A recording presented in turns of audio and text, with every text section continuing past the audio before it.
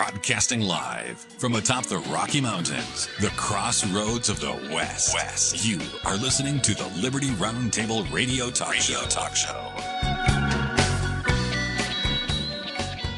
Happy to have you along, my fellow Americans. It is indeed, what do they call it, Thanksgiving Eve? Thanksgiving's tomorrow, but the fun, the gratitude, it all starts now. Happy to have you along, my fellow Americans. I'm Sam Bushman. This is Liberty RoundTable Live, hard-hitting news the networks refuse to use, where we promote God, family, and country and protect life, liberty, and property. That's who we are and what we do in the traditions of our founding fathers.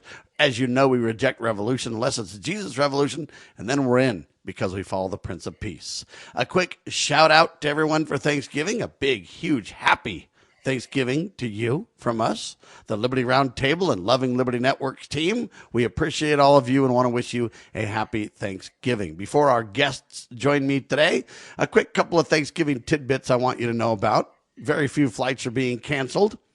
The air traffic controllers are struggling, but everything's supposedly going smooth. They pray that continues. This is one of the biggest travel days ever, so we'll keep an eye on that going on as well. Are you driving? Are you going to the airport? If you're going to the airport, I pray for you.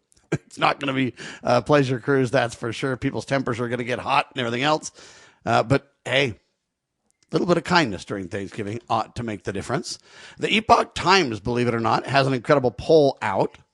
It's a Thanksgiving poll. It says, hey, how are we doing as citizens, families, and the nation?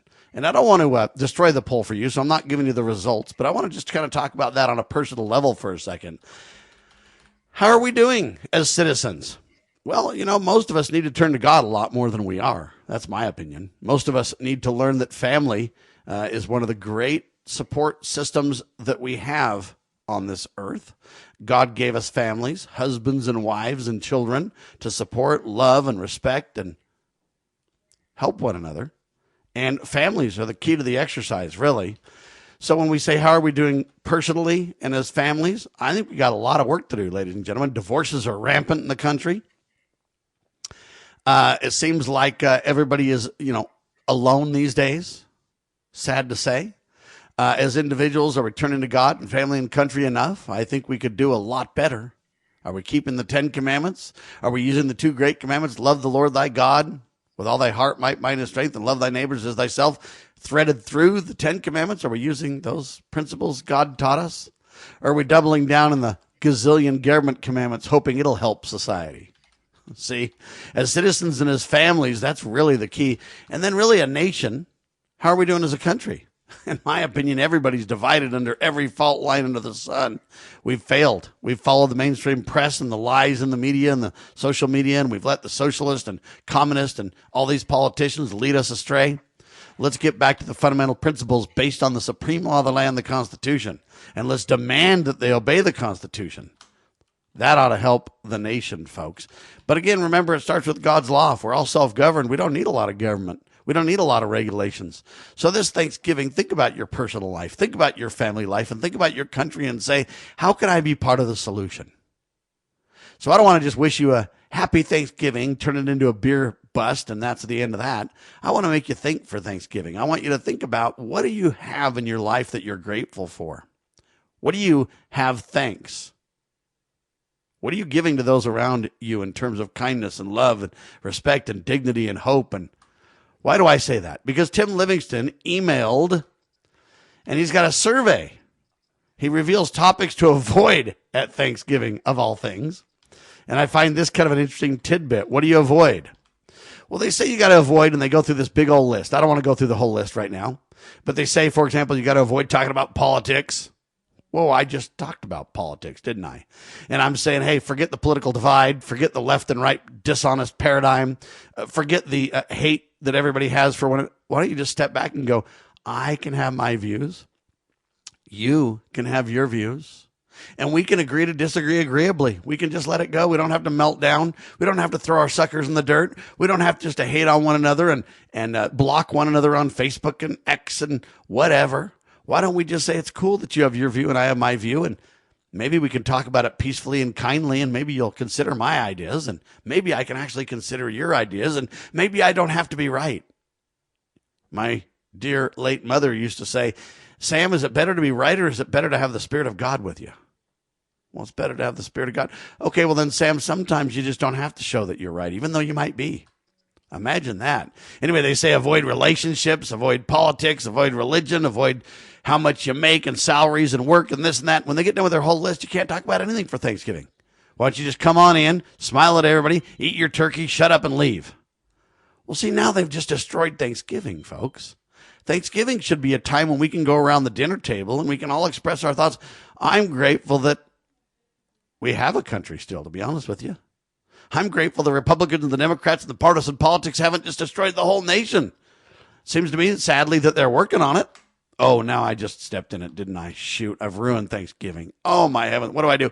See, we've got to stop this, folks. People are people. They have views. Many of us have flawed views. In fact, all of us except one, that is Jesus Christ, right? He's the ultimate liberty-loving, freedom-loving leader. So let's focus on those things. And I don't want to just hear all the things that I can't talk about at Christmas, at Thanksgiving, during the holidays. I want to know what I can talk about. Can I talk about my life? That my career is going very well? That we've cranked up video this year in addition to radio, and that it's going really well and it's awesome, and we've learned about lighting in our studios, and we're making that I'm employing more people. Can I say those things? If it's a celebration for me, and even if you don't like my videos, even if you think, Sam, your videos are crazy, off the rail, insane, what about the idea that you can just step back and say, Sam, I don't even agree with you on everything, but I agree that you have the right to say it and think it and believe it and do videos about it. And more power to you. I'm glad things are going well, Sam. Give everybody a hug. Give everybody a smile. Hope their lives go well. Can't we just learn to celebrate with one another? Can't we learn to have gratitude for the same things? You know, oftentimes when we go around the dinner table and they say, Sam, what are you thankful for? I say, I'm grateful for electricity and plumbing. I mean, I'm telling you right now, if you want to be thankful for something, electricity and plumbing ought to be two of them, because without it, they say 90% of the population would die. So I'm celebrating that we can all live. And I'm praying that we can live in harmony, that we can set aside our differences and just be grateful for a change. Salem Now, it's a movie service, salemnow.com. I don't get a penny for saying this, but I think it's interesting. Thanksgiving is the time of spiritual revival. They have actually a transformational film about that. And I think that is the key to the exercise. I think we need to have a transformational spiritual experience for Thanksgiving. I don't want to just hear all the things that I can't talk about and all the negatives. It's going to be a travel nightmare. Don't you dare talk about anything. On and on and on. Okay, I don't want that. I want you to say, what are you going to do for Thanksgiving? You know what? I'm going to go to the Luminaria later. I'm going to check out all the incredible lights and the wonderful things of Thanksgiving and gearing up for Christmas. I'm going to go get a Christmas tree this weekend. I believe in the real kind where I can smell the pie, smell the Christmas, and just love it. Spend time with family and loved ones and celebrate our victories and our successes and bear one another's burdens that we committed at Christian baptism and cry on each other's shoulders when there's some sad news and disappointing things. And I just want to live and be real and have relationships that are not just online, that are not divisive, that are just kind and respectful and decent and full of love. And if you take out the media, if you take out the government or politics and the politicians and the celebrities and you take that out all your life for a second and you go, man, life is awesome. Lance Migliaccio, happy Thanksgiving to you and your family, brother. Do you have a quick Thanksgiving memory, thought, idea for me? Well, you know, Thanksgiving's always been a time when we've had our families close, and I always look forward to it because it's a time to spend with people that you don't see constantly. So for me, you know, growing up in New York, Thanksgiving and Christmas was the biggest holidays we had. And I always appreciated the fact that you got a chance to spend time with the loved ones, which seems difficult nowadays. You know, it's always a struggle to make time like that. I can't say I'm always good at it. I let a lot of things pull on me. So it seems like it's, for me, it's always been a great moment to not have that happen where I'm more involved with my family. So, yeah. All right. Do we have George with us? No, George is not joining us today. George. How can I even wish him a Thanksgiving? I gave him a hard time last night. Come on now. Yeah, exactly. He's getting pulled in a lot of directions. You know, his uncle has that big event hall, and they have a big Thanksgiving thing. So he usually pulls George in for last minute help. So here's the deal then, George. We'll pray for you, buddy. We're sorry you have to work during the Thanksgiving holidays, but we're grateful that you have a job, brother. And we're grateful that you do your best to make time for us when it works. And we're glad to have you when it works. And when it doesn't, we understand, brother. And a happy Thanksgiving to you and your family and all your loved ones. And we hope you have a blessed time, sir. How's that, Lance? I think that's really nice. I'll have to share that with him later. I'm sure that he would appreciate that. As always. All right, because I want him to know we appreciate him, and I realize that everybody can't be everywhere and do everything. I understand. I wish I could be at more than one place at a time. When we come back, we're going to introduce our guest. We got a lot of hard hitting topics to discuss today, even though it is Thanksgiving Eve. We'll see what they think about Thanksgiving too before we kick off the hard hitting stuff. How's that? Lance Migliaccio, thebigmig.com. Check out the Big Mig on Rumble and X and everywhere. Hopefully they're back on YouTube too, huh? We'll talk about that. Hang tight. Liberty Roundtable Live. The Foundation for Moral Law is a nonprofit legal foundation committed to protecting our unalienable right to publicly acknowledge God. The Foundation for Moral Law exists to restore the knowledge of God in law and government and to acknowledge and defend the truth that man is endowed with rights not by our fellow man, but by God. The Foundation maintains a twofold focus. First, litigation within state and federal courts. Second, education, conducting seminars to teach the necessity and importance of acknowledging God in law and government. How can you help?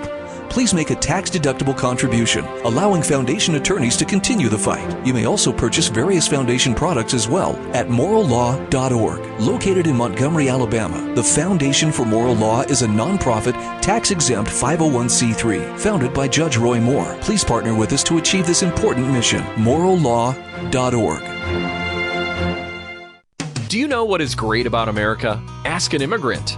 Ask an Immigrant is a new podcast dedicated to helping Americans, especially our youth, value, appreciate, and be grateful for the freedoms we have here in America. Join host Lydia Wallace-Nuttall as she interviews immigrants from around the world to discover their inspiring personal stories about why they came to America. To learn more about why America is the most prosperous, greatest country in the world, download the Loving Liberty app or go to lovingliberty.net. In the medical field, IT security is crucial. Our highly skilled consultants are HIPAA certified and have 20-plus years of experience servicing medical clinics, billing, and supply companies. We offer comprehensive endpoint protection, guarding your computers and servers against all stages of threats. And with our 24/7 monitoring services, you'll never worry about extensive downtime again. Ready to level up your IT support? Call 801-706-6980 today and discover how great IT services can be with managed IT services.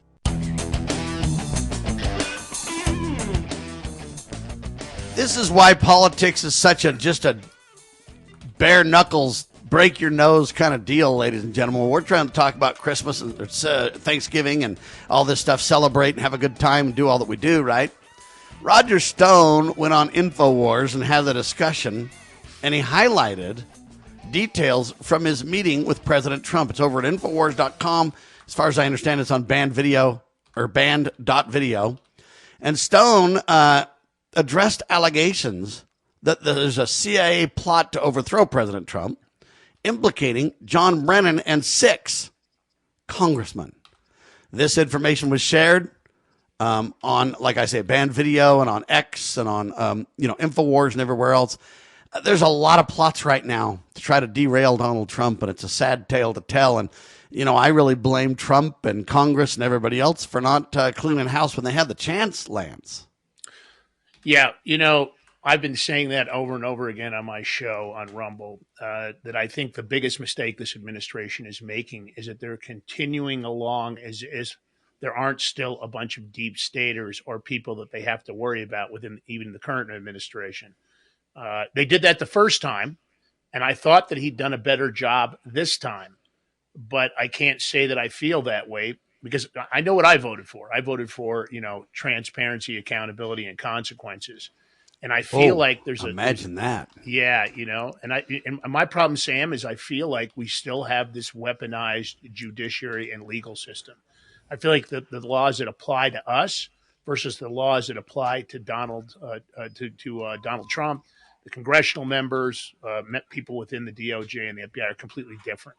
So it doesn't surprise me that what Roger Stone is saying. And in fact, if you look at what those 6 congressmen did when they made that video, which shows intent, it's clear that they violated the statutes of the United States. And Mark Kelly specifically, he's an actually fully retired military member, which, opens up a whole different can of worms for him as far as, what could happen to him.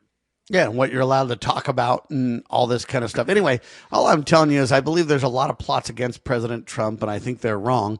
But again, I would say it's because we haven't taken action. We joked about locking up Hillary. We never locked up anybody. And now those people have a lot of power and a lot of position and a lot of inside trading, so to speak, to where they can make life pure hell for anybody. And that's what's happening. And so I'm starting an article right now, and I know I'm going to get attacked for this, but I'm going to do it anyway.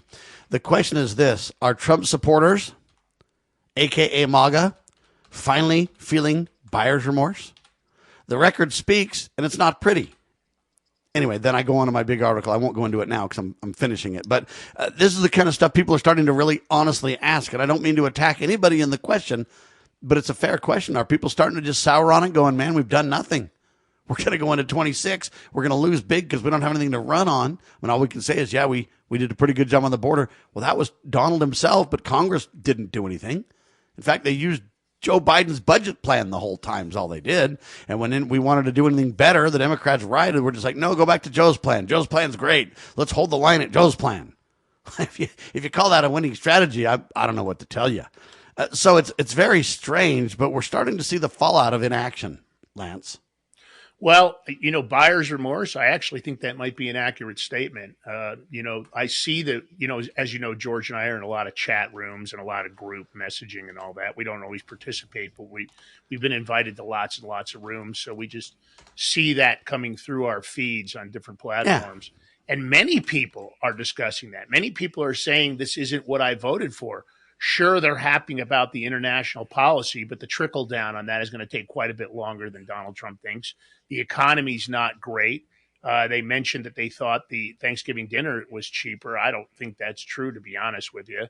The general things that are impacting the American public aren't happening fast enough. And the biggest complaint has got to be election integrity and ignoring what it takes to make the system a legitimate voting system. There hasn't been enough movement in that. And arrests.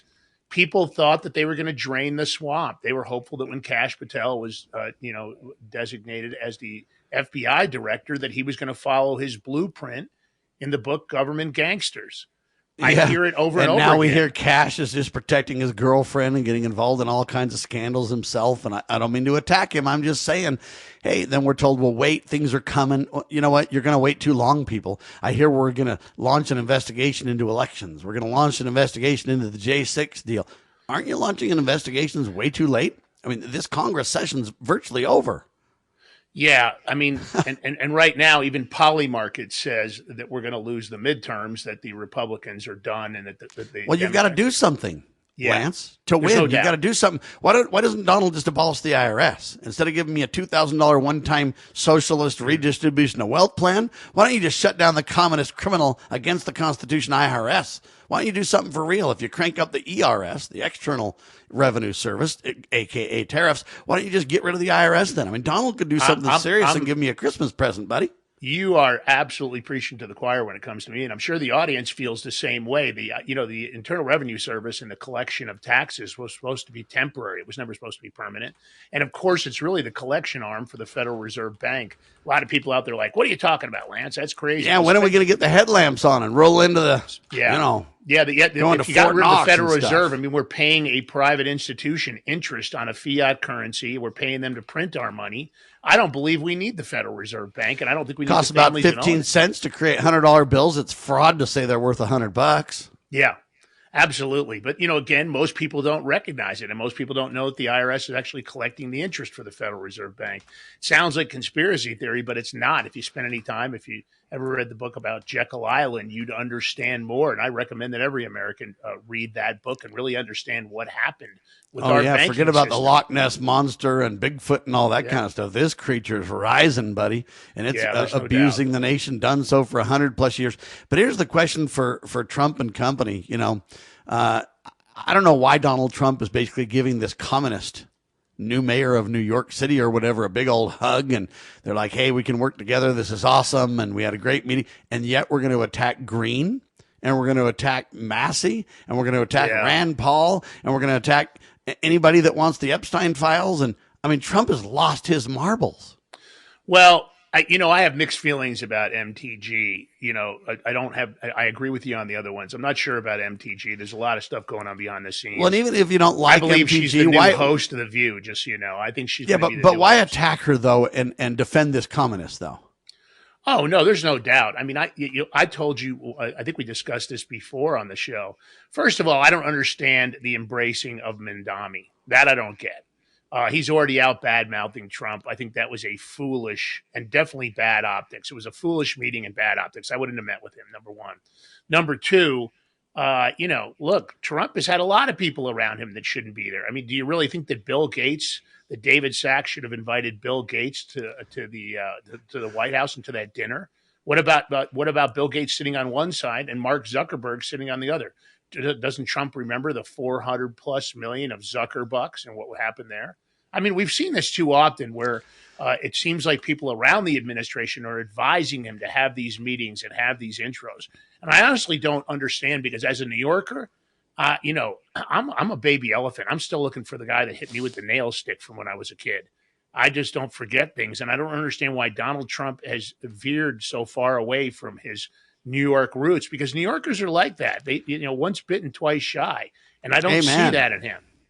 Well, so here's the other question for Trump. There's a lot of people that still need a pardon.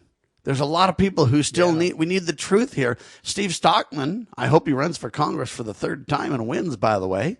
But Steve Stockman, and by the way, if you go to stockmannow.com, you can donate and help that become reality, stockmannow.com.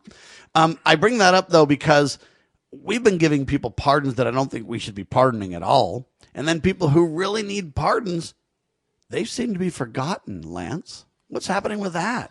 Well, I agree with you. The pardon system, I would have to blame that on the people surrounding Trump. I'm not sure that Susie Wiles and others aren't having a direct impact on who's getting pardons. And I often wonder if it's because of their finances versus the need or obligation. I mean, I'd like to see Snowden get a complete pardon. Julian Assange didn't get a complete pardon. I think there's lots of people, and I still think there's a weaponized legal system that we're seeing. I think I need a pardon, Lance. Well, look, at the end of the day, I don't even know what for yet. It just needs to blanket me forever. I mean, even though it's a state case, you look at what's going on with poor Tina Peters. I believe there's a simple solution based on the law. They just need to designate her as a witness in a election fraud case that has to do with national security, which of course our election systems have to, and they could force her to be released to the U.S. Marshals, and then they could put her in a witness protection and never give her back. At the end of the day, what happened in Colorado is disgusting. Jenna Griswold clearly, received money from George Soros. It's obvious that they weaponized the entire system here. Even the judge, I believe, acted beyond the scope of what he should have done. But let's put it this way, Sam. With no accountability and no consequences, we've got a judiciary that's biased. We've got a DOJ that's continuing to bring cases. So pardons that aren't deserved seems like part of the whole thing, isn't it? I think Donald needs to bust out his samurai sword, buddy, and just start going after people and saying, hey, man, we're going to take care of business and create accountability and transparency here. But the problem is we haven't seen it.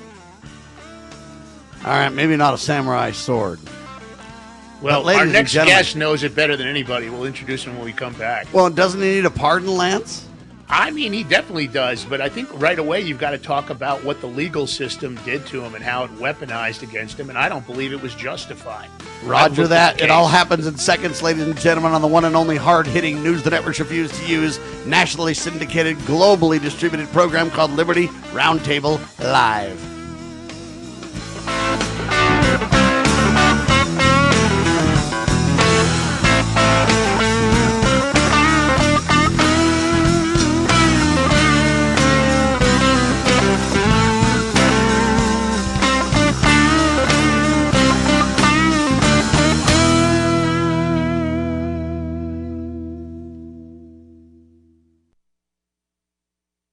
Exposing corruption, informing citizens, pursuing liberty. You're listening to Liberty News Radio. Breaking news from Town Hall. I'm Rich Thomason.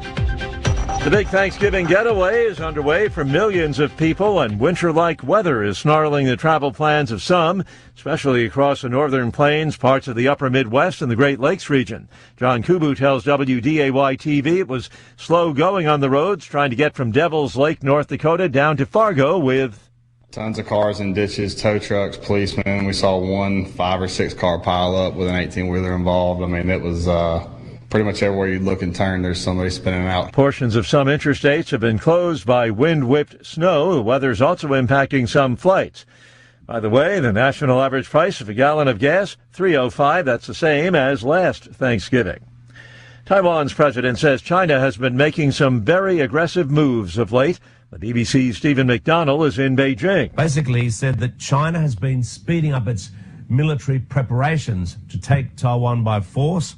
He said that Beijing is continuing to increase its military drills and so-called grey zone harassment around Taiwan. There are even reports of such drills going on today.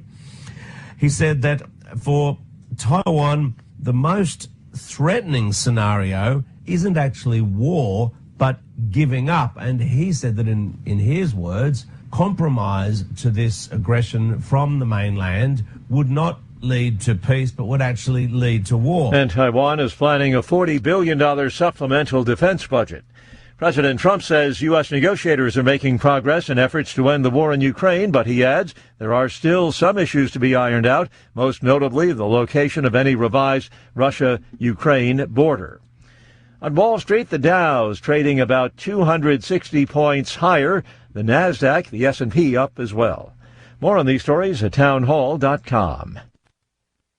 Diabetes, high blood pressure, anxiety meds, everyone's on them. If you're a 50-year-old male, maybe a bit porky, and you may even have type 2 diabetes, $1 million of term insurance may only cost you about $200 a month. Call Term Provider. Speak with Big Lou at 800-513-2326. Big Lou will find a term life policy for you even if you have type 2 diabetes, are overweight, or have high blood pressure. Term Provider has helped thousands of people like you who think they can't afford term life insurance. To buy $1 million of affordable term life for you, all you need to do is call Big Lou at 800-513-2326. Lou will make sure the scales are tipped in your favor. Call 800-513-2326.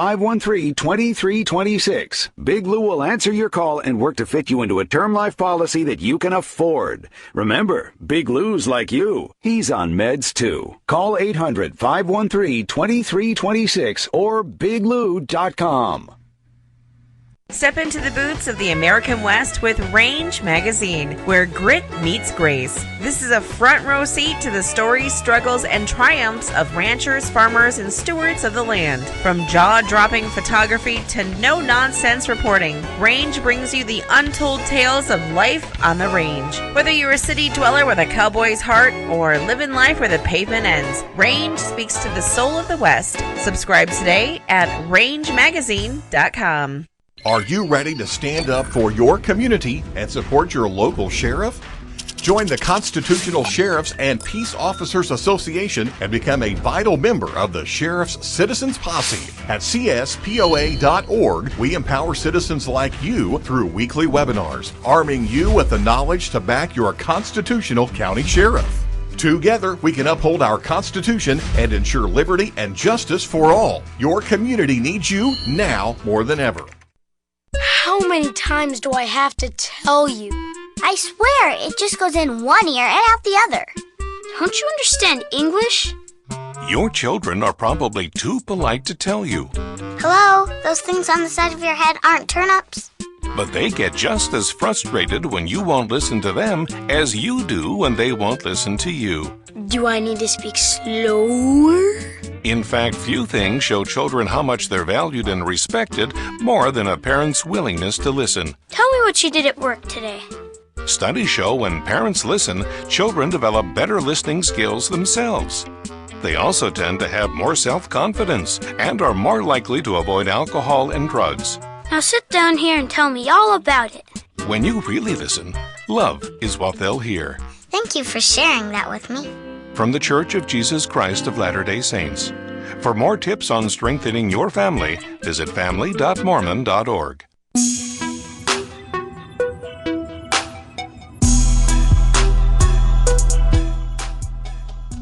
Well, welcome back to Liberty Roundtable Live, of course, with the news the networks refuse to use, with your host, Sam Superman Bushman, and myself, Lance Migliaccio from the Big Mig Show.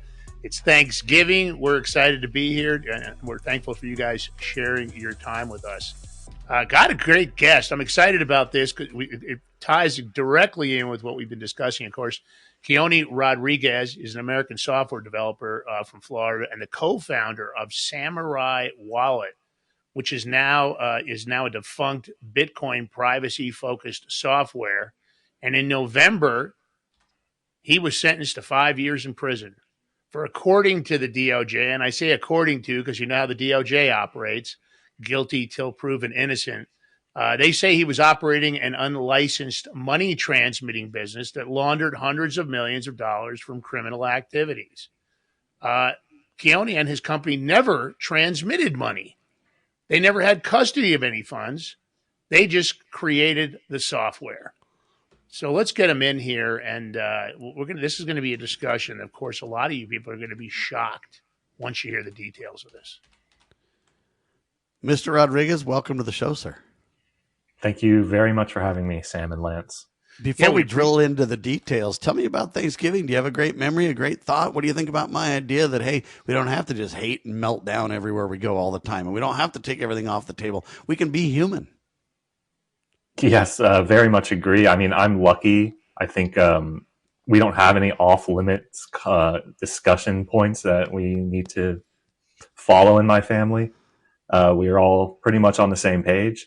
And I think what you said in your opening monologue was absolutely right. Family is so important, and especially I've come to realize this as I'm going through probably one of the toughest portions of my life. I could not have got through it without the support and love of my family, especially my wife. So, you know, this Thanksgiving is particularly important. It's the last one I'm going to have for quite a while. And I am unless we truly can get you a pardon thankful. from Donald, maybe we can circumvent and get you a pardon from Donald. You know, Mrs. Well, we're Rodriguez trying. would like that. Yes, she sure would. She sure would. All right, let's talk about this. Thanksgiving is a time to really remember and reflect and everything else, and I'm sure that it's more poignant for you this time than ever before because of what you're facing.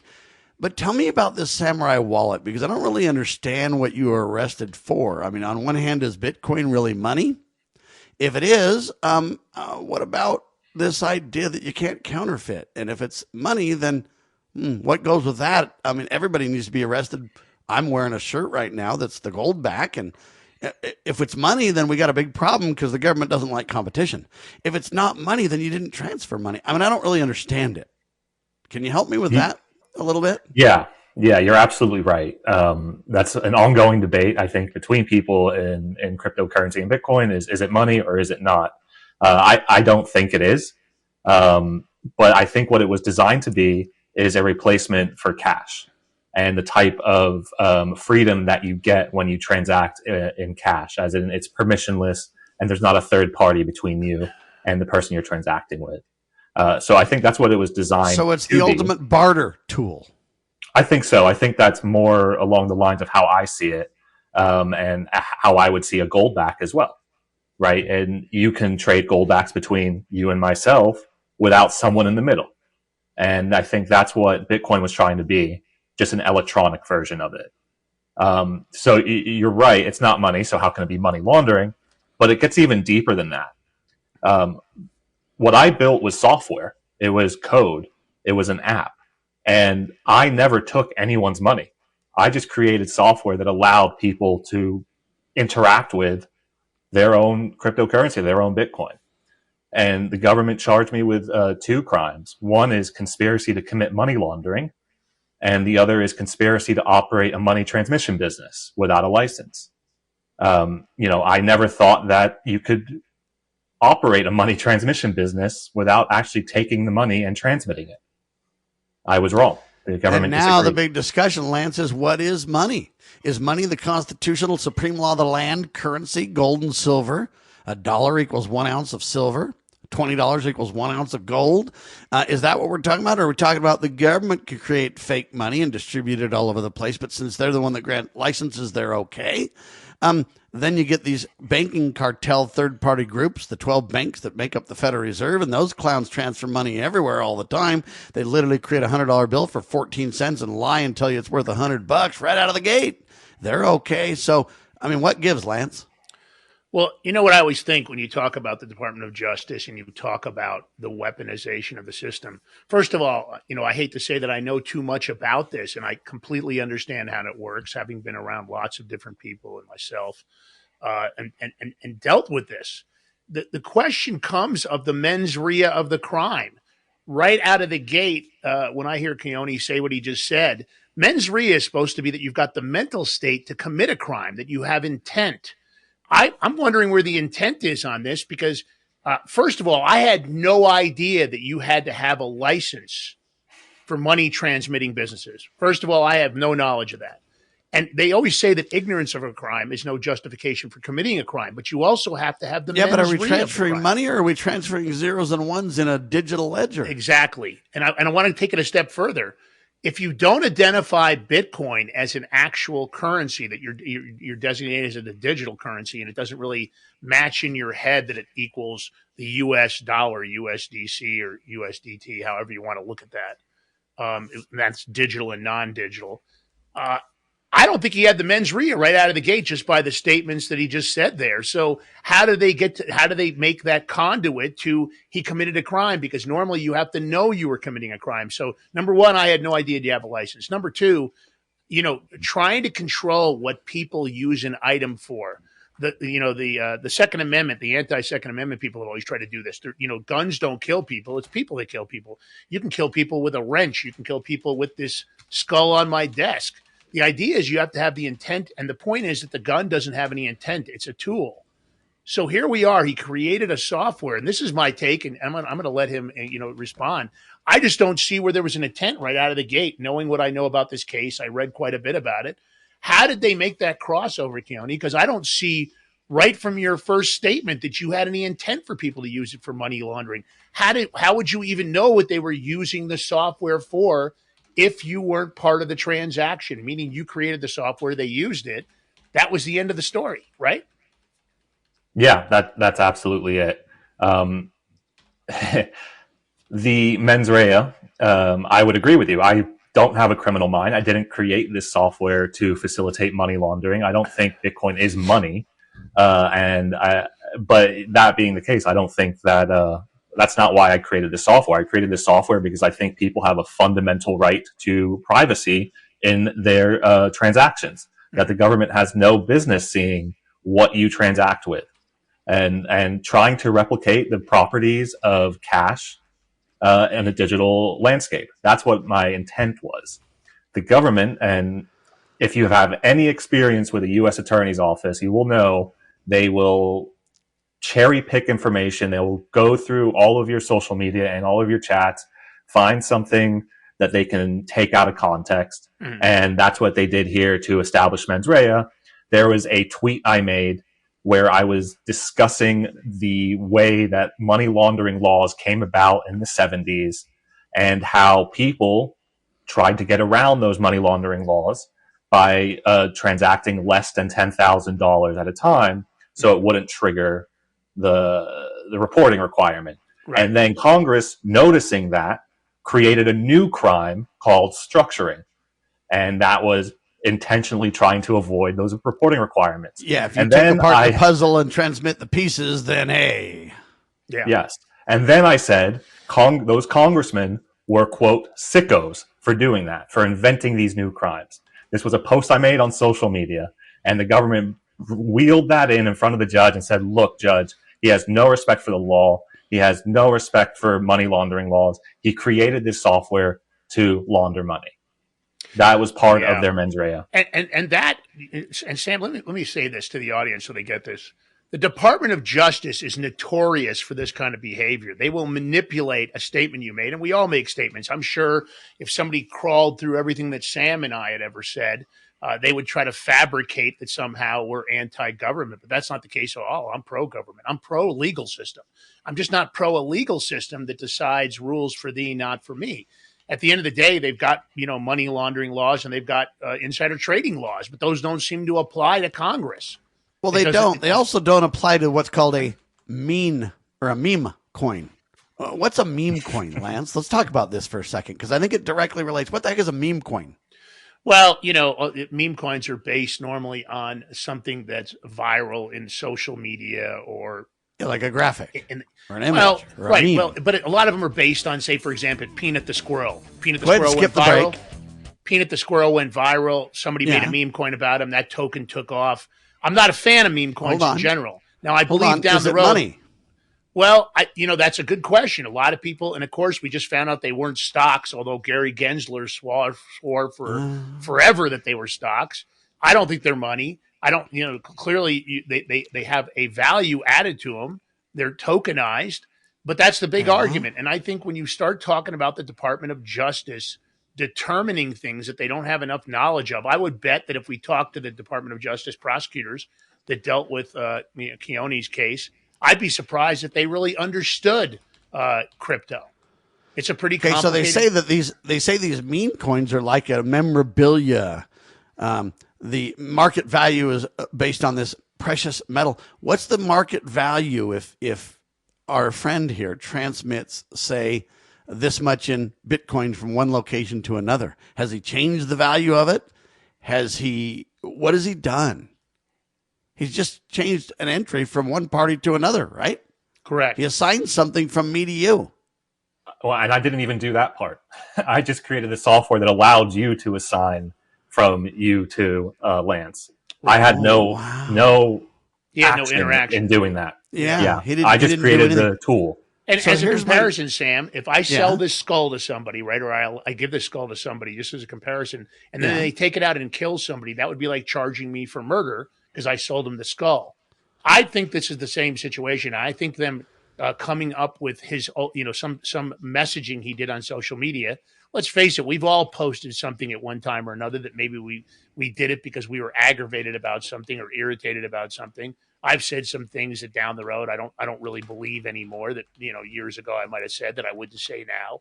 The point of the matter is things change. I believe this is the Department of Justice reaching beyond the scope because a big part of the Department of Justice is the seizures. Curiosity, Keonne, how much did they seize from you? $6.4 million. $6.4 million. And that's my point, Sam. And hold on, who seized it? DOJ. So Pam seized your money. Yeah. So this was brought under Biden's DOJ initially, and then continued under Trump's DOJ. So wait, why would it continue under Trump's DOJ? Doesn't Trump know enough to go, wait a minute, hold on, stop, Pam, hold on, we got to dig into this thing? I thought a lot about it, and there was a lot of good signs coming out of the Trump administration early on. We had a memo come out from Todd Blanche, who's the Deputy Attorney General, saying, hey, we're not going to go after the people who build tools. We're going to go after the people who commit crimes. So there was a lot of good movement early on. But then things kind of dropped off. And I don't know. I still think Trump is a fundamentally fair person. And I think that if he and members of administration at the top kind of actually knew what was going on with this case, they probably would have stopped it because it's fundamentally unfair. How do we sit around the Thanksgiving table with a Donald and catch him up? Yeah. If I had that influence, I would, but unfortunately I don't. All right. Well, if I look up on ChatGPT just really quick, just so everybody knows, they're called $ Trump tokens. Is that money, Lance? That's a very good question. She even got a $ in front of it, buddy. Yeah. The Trump token, of course, some people made money. Many people lost money. It came out, the market, he had just had a big crypto event at the White House, and nobody knew about it. He came out. I think his family made a lot of money off it. I think maybe some extremely close people made money. A lot of people lost money. The token isn't all that valuable now. It doesn't have any utility, and that's the problem with meme coins, in my opinion. The majority of them don't have any utility. Now, I think down the road, who passed them around though? Do they have a license and stuff? I think we can dig into this and find out that plenty of people don't have licenses to do all kinds of things. Yeah. And that's the really thing. And I got to ask this, Keonne, they seized $237 million in assets, correct? No, they didn't. Oh, okay. That's out in the news. I didn't know if that was true. Well, let's talk about that number because it's actually important, right? So these are the government's numbers. $2 billion worth of cryptocurrency went through the software that I created. Didn't go to me. It was just currency. Can we use that word? Is that money? Yeah, cryptocurrency. Yeah. Just wondering if it's money. Yeah, I don't think so, but because see, I think it depends on who you ask. Did you get a jury of your peers, my friend? No. What? No. Lance. We took the deal. And they had to take a plea because, and let me give this to the audience because a lot of them don't get this. So when the DOJ comes out with an indictment, first of all, the grand jury is sealed. You never really know what was presented. So they can sit in there and lie and cheat and tell every story known to man, and you're never going to have access to it. Don't you have a right to face your accuser and get the whole scoop? Buddy? That is what the Constitution says. So that's a very good point, Sam. But no, in fact, the jury of your peers is not sequestered from your peers. It's sequestered from whoever's on the list to be next listed for a jury. But that's not even the worst part. The worst part is after they get the indictment with this sealed grand jury, which I believe is hiding exculpatory evidence. I believe often in those grand jury presentations that the prosecutors lie about the individual being presented. They tell a story that isn't completely accurate. And you're supposed to be able to face those juries and defend yourself, but you're not even invited to a sealed grand jury because they say that you might be a flight risk if you know about it. So anyway, long story short, they get the grand jury indictment. Then what happens is there's a flurry. They come out and arrest you, and then you hire an attorney for an evergreen retainer or a flat retainer or an hourly rate. And then they file a flurry of what I like to call cookie cutter motions. Those motions are filed. Which means paper terrorism against the innocent until proven guilty. But keep going. But here's the worst part. So you file. Here's these cookie cutter motions that mean little to nothing. Although your attorney will tell you that they mean, oh, it's incredible. Nothing. Right then, the plea negotiations start with the threats of massive amounts of times. In Keonne's case, they might have threatened him with 10, 15, 20 years. 25. 25 years. So good guess on my part. And what happens is the threats accompany, which is bribery, coercion, and threats coming straight from the Department of Justice. If you don't take this deal and agree to what we're offering now, we're working on a superseding indictment. And if we bring the superseding indictment, you're going to be looking at 30, 40, 50 years. Your life will be over.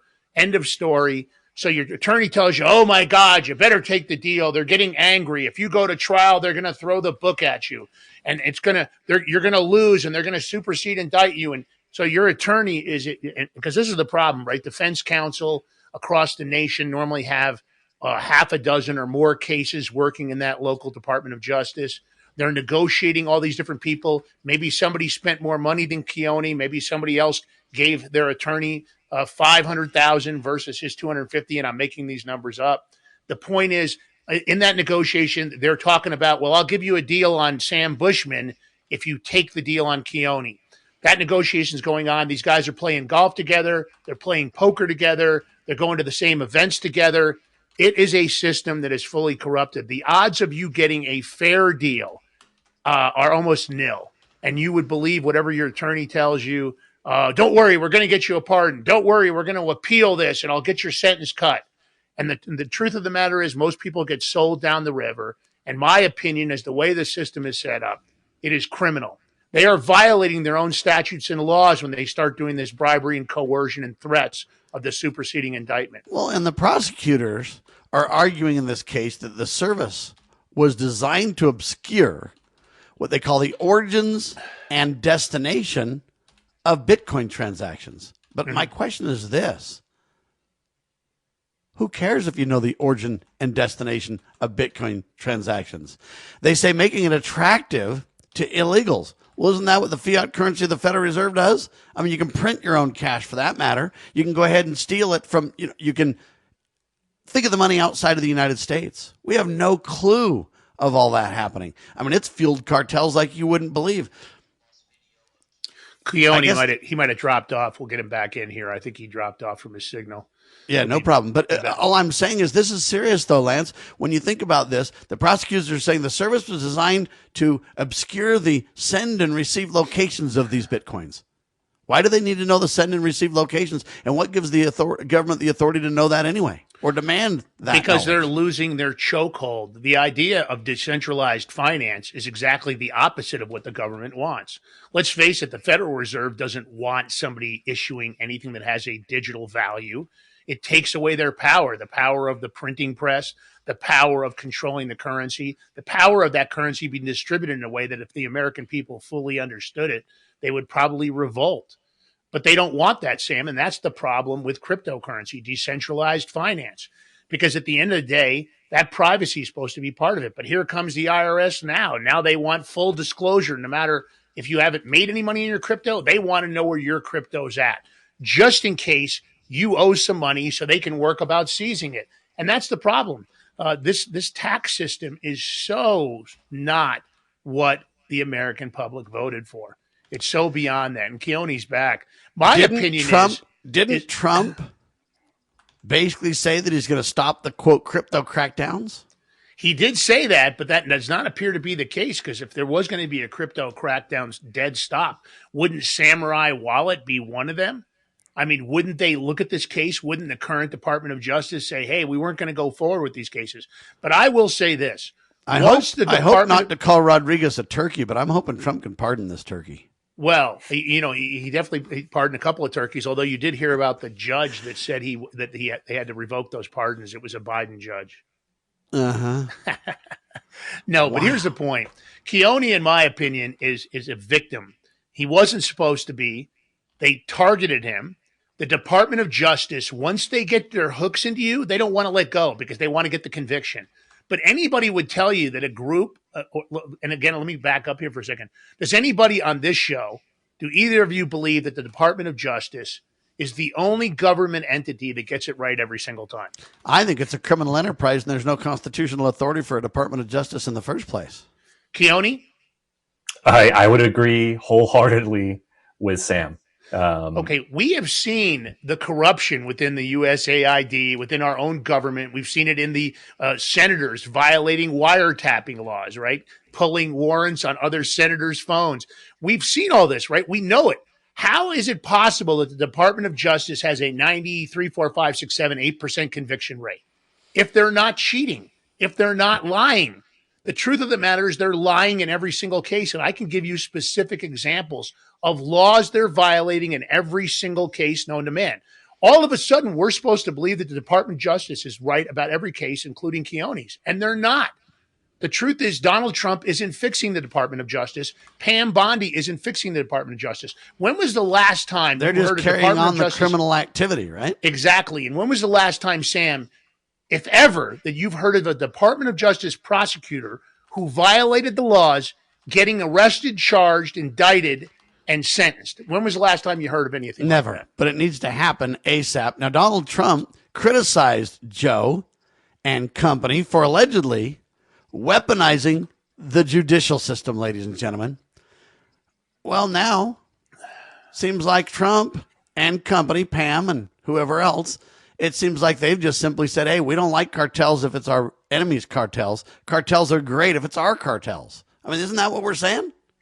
Basically, yes. And when you're making this system that it isn't equal application of the law or equal protection of the law.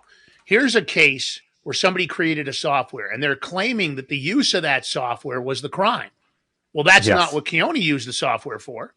He didn't use it to commit the crime. He didn't launder the money himself. He didn't launder his own proceeds. He didn't have a drug organization or a criminal organization that needed to launder proceeds.